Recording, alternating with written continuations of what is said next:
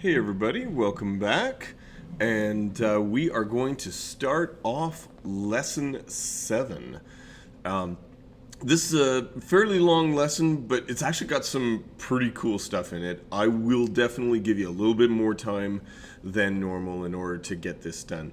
And I've added in like a table of contents, so you'll be able to do it in little snippets as well. Okay, so let's actually start off by downloading the '07 start file. I know that you prepped, in lesson 6, we prepped this picture with the girl and that kind of thing. But the lesson 7 file, start file, has some extra little things in it, including some things called paths and a little note in here for us to copy and paste. It just makes things a little bit easier. The other thing that it does too that I noticed is it cleaned up a little bit around the face that we actually kind of missed, that we would have had to clean up anyway. So download the '07 start file and then resave it as '07 working, please. So do that, '07 start, change this to working, and I've got my Photoshop 2 folder, and I've already actually got one in here called working, so I'm going to call mine working 2, but that's pretty easy to do. Great. Okay, so next what I want to talk about is fonts. So I want everybody to have the same fonts, and the other thing too is that our license, our account for Adobe allows us to have a crazy number of fonts. So I want you to actually, first of all, open up this the file, the working file, if you don't have it already. And on the, I want you then to open your Creative Cloud app. For Windows, it would be down below on the bottom right. For Mac, up here in the top. But either way, the icon looks like that. Okay. Then over on the left-hand side, I want you to click on Fonts. And you can also actually click right here and then say Manage Fonts as well. Either way, go to that. It will open up this web page right here. And this shows you all the fonts that you have.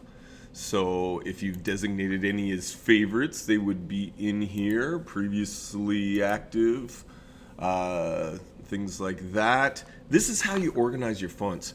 Now you might say to yourself, well, okay, why wouldn't I just want to turn on every single font that Adobe lets me have? Well, it does slow down your apps a lot.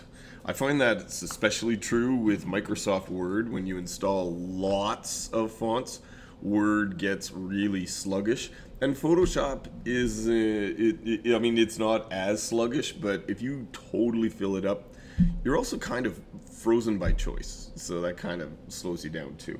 And there's a lot of fonts that you're not going to want.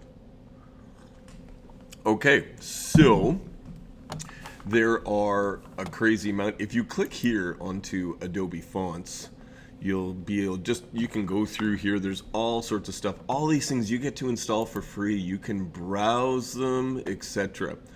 Okay, so what I want you to do to begin with is I want you to do a search for Minion Pro Regular. So that's up here. Type Minion Pro Regular, okay, and it will come up with this guy right here. And then click View Family.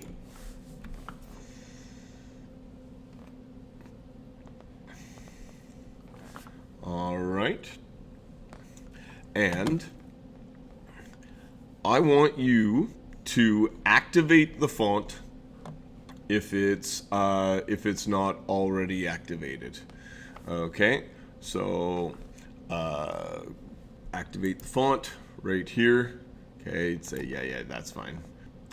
Then I want you to do a search for Barrhead Pro semi-bold. Do a search for Barrhead Pro semi-bold. And there it goes. If it's not activated already, please activate it. And personally, I would suggest that you add it to your favorites because we're going to be using that one actually quite a bit. Okay. Awesome. Once that's activated, you'll see it show up in the top right of your screen. So feel free to take a look at the thousands of fonts that you could use and install, you know, any of those fonts that you like. Take a look at Browse Fonts. There are some awesome ones there, and you get to use them for free. They're all part of your Adobe package that you get. Okay, so now we're going to go on to the next video where we'll create a clipping mask. See you there.